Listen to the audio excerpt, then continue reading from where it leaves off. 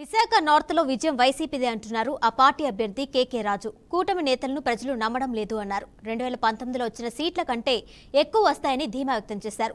జగన్ పరిపాలనే తమను గెలిపిస్తుంది అంటున్న విశాఖ నార్త్ అభ్యర్థి కేకే రాజుతో మా ప్రతినిధి మాధవి ఫేస్ టు ఫేస్.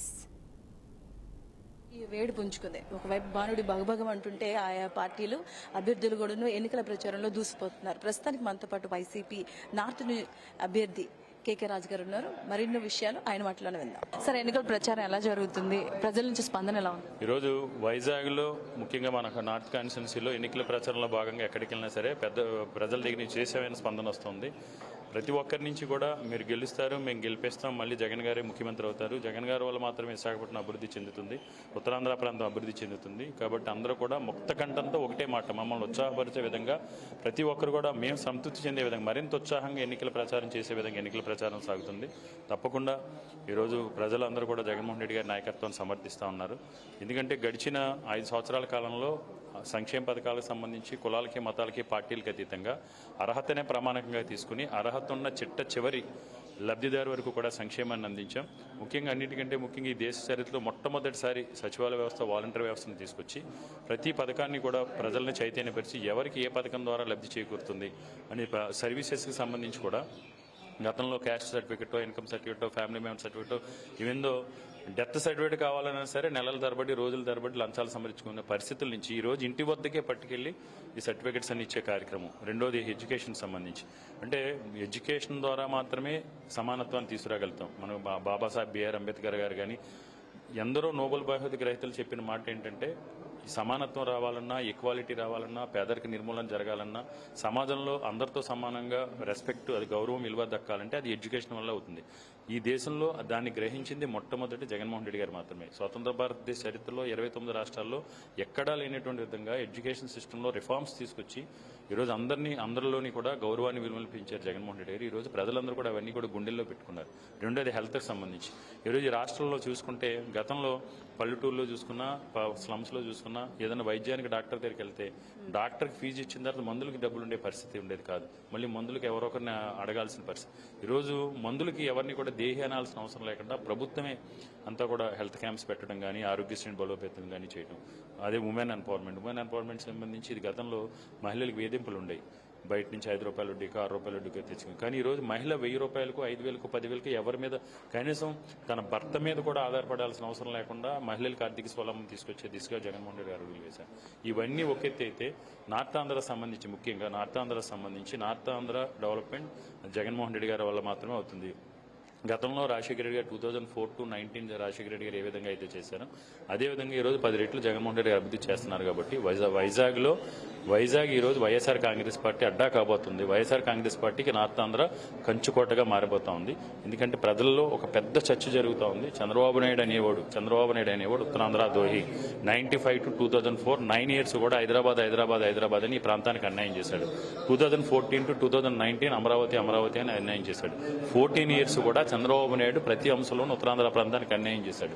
కాబట్టి తప్పకుండా జగన్మోహన్ రెడ్డి గారు మాత్రమే ఈ ప్రాంతం అభివృద్ధి చెందుతుందని ప్రజలందరూ కూడా వైఎస్ఆర్ కాంగ్రెస్ పార్టీకి మద్దతు తెలుపుతా ఉన్నారు. సార్, కానీ అంటే మీరు ఏదైతే 2,70,000 కోట్ల రూపాయల సంక్షేమం కోసం చేశామంటున్నారో, కానీ అభివృద్ధి చేయలేదు, సంక్షేమంతో కాదు కదా, అభివృద్ధి కూడా చెందాలి అని విమర్శ. అభివృద్ధి, ప్రజలు, మానవులను అభివృద్ధి నిజమైన అభివృద్ధి. రెండోది ఏంటంటే పెట్టుబడులకు సంబంధించి కూడా 2 సంవత్సరాలు మనం కరోనాతో ఇబ్బంది పడ్డాం. 3 సంవత్సరాల కాలంలో ఈరోజు జగన్మోహన్ రెడ్డి గారు చంద్రబాబు నాయుడు మాదిరి బోగస్ ఎంఓయూలు కాదు, బోగస్ శంకుస్థాపనలు కాదు, ఫోటో కోసం చేసే శంకుస్థాపనలు కాదు.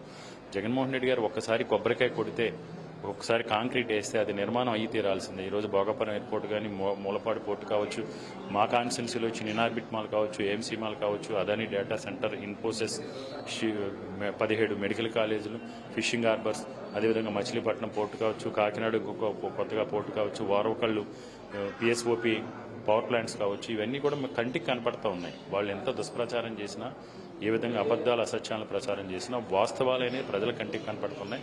ప్రజలు ఆల్రెడీ డిసైడ్ అయ్యారు. జగన్మోహన్ రెడ్డి వల్ల మాత్రమే ఈ రాష్ట్రం అన్ని రకాలు కూడా పేదరికంలో కానీ నిరుద్యోగ యువకులకు ఉపాధి కల్పన విషయంలో కానీ ఈ రాష్ట్రం ముందుకు తీసుకెళ్లగల శక్తి సామర్థ్యాలు, నిబద్ధత, నిజాయితీ జగన్మోహన్ రెడ్డి గారికి మాత్రమే ఉందని ప్రజలందరూ కూడా డిసైడ్ అయ్యారు. ఎవరెన్ని కుట్రలు కుతంత్రాలు చేసినా సార్ ఇంకోటి అంటే వాలంటీర్ వ్యవస్థ గురించి మాట్లాడుకోవాలి. ఆ వాలంటీర్ వ్యవస్థ మీకు ఏదైతే పటిష్టంగా అనుకున్నారో ఆ వాలంటీర్ వ్యవస్థ కొన్నది ఆగడం జరిగింది. కానీ ఇప్పుడు అదే వాలంటీర్ వ్యవస్థను మేము కొనసాగిస్తాం మేము వచ్చిన తర్వాత ఈ పరిణామాన్ని ఎలా చూస్తాం? 100% చంద్రబాబు నాయుడు మాట్లాడేవన్నీ కూడా అసత్యాలు, అబద్ధాలు. నిన్న మొన్నటి వరకు కూడా వాలంటరీ వ్యవస్థ గురించి ఎంత విష ప్రచారం చేశారు. వాలంటరీ వ్యవస్థలో ఉన్న మహిళలను కూడా మహిళల్ని మభ్య పెడుతున్నారని, లేకపోతే మహిళలతో అసాంఘిక కార్యక్రమాలు చేస్తున్నారని అంత దుర్మార్గంగా దిగజారి రాజకీయాలు చేసింది చంద్రబాబు నాయుడు. కాబట్టి వాలంటీర్లు కానీ సచివాలయ సిబ్బంది కానీ వాళ్ళు నమ్మే పరిస్థితులు లేదు.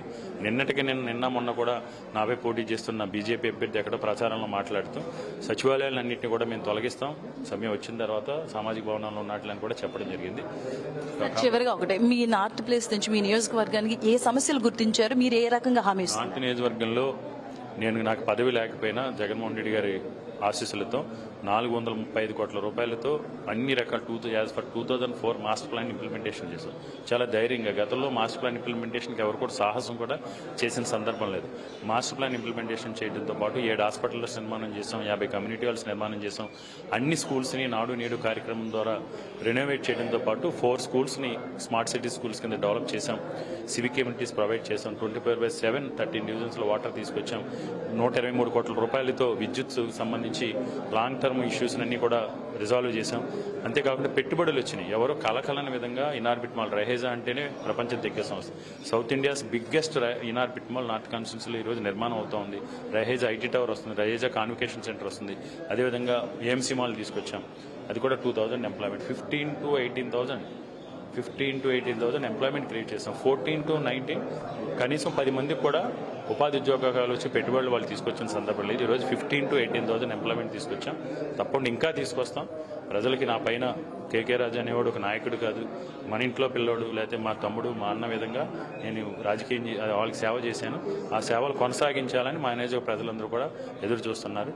మీ ద్వారా కూడా నేను అప్పీల్ చేస్తున్నాను. మీరు కల్పించే ప్రతి అవకాశాన్ని, ప్రతి అధికారాన్ని నియోజకవర్గ అభివృద్ధి కోసం, ప్రజా శ్రేయస్ కోసం ఇచ్చిస్తానని, అదేవిధంగా మీ అతి అమూల్యమైన పవిత్రమైన ఓటు ముద్రను సీలింగ్ ఫ్యాన్ గుర్తుపై ఓటు వేసి ఎంపీ అభ్యర్థిగా పోటీ చేస్తున్న విజయవంతురాలు, అనుభవంతురాలు, మన ప్రాంత ఆడబడుసు డాక్టర్ బొత్స ఝాన్సీ లక్ష్మి గారు కూడా మీ అందరి చల్లని ఆశీస్సులు, దీవెనలు ఉండాలని నేను విజ్ఞప్తి చేస్తున్నాను. సార్ చివరిగా, అటువైపు నుంచి కూటమిగా వస్తున్నారు.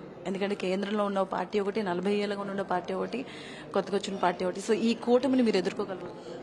బలహీనులు ఎంతమంది కలిసినా బలవంతుని ఏమీ చేయలేరు.